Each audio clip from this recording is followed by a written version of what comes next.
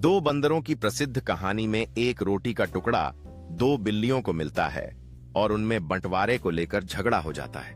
एक चालाक बंदर इस झगड़े का फायदा उठाकर धीरे धीरे अपनी चालाकी से दोनों टुकड़ों को बराबर करने के नाम पर पूरी रोटी ही खा जाता है। कहानी की सीख यह है कि जब दो पक्ष आपस में झगड़ते हैं तो तीसरा हमेशा उसका फायदा उठाता है। यह शिक्षा देती है कि आपसी फूट के बजाय एकता और प्रेम से ही काम होता है।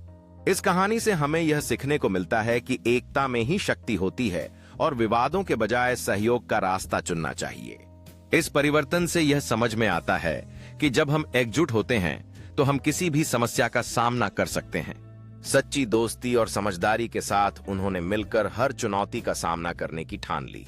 उनकी दोस्ती अब सभी के लिए एक उदाहरण बन गई है कि कैसे सहयोग और प्रेम से जीवन में सुख और शांति प्राप्त की जा सकती है।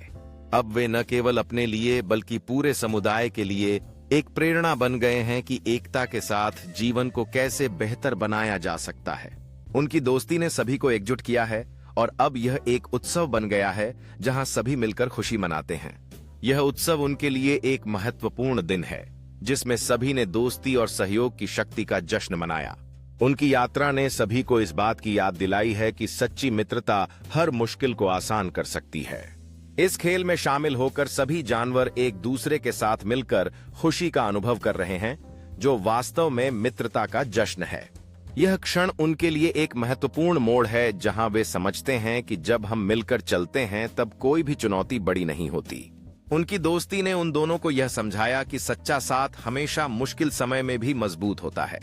इस रात ने उन्हें यह एहसास दिलाया कि दोस्ती केवल खुशियों में ही नहीं बल्कि सपनों को साझा करने में भी सबसे महत्वपूर्ण होती है।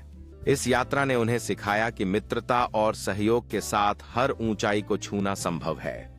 इस सफल यात्रा ने उन्हें दिखाया कि दोस्ती के साथ किसी भी लक्ष्य को प्राप्त किया जा सकता है और वे हमेशा एक दूसरे का सहारा बने।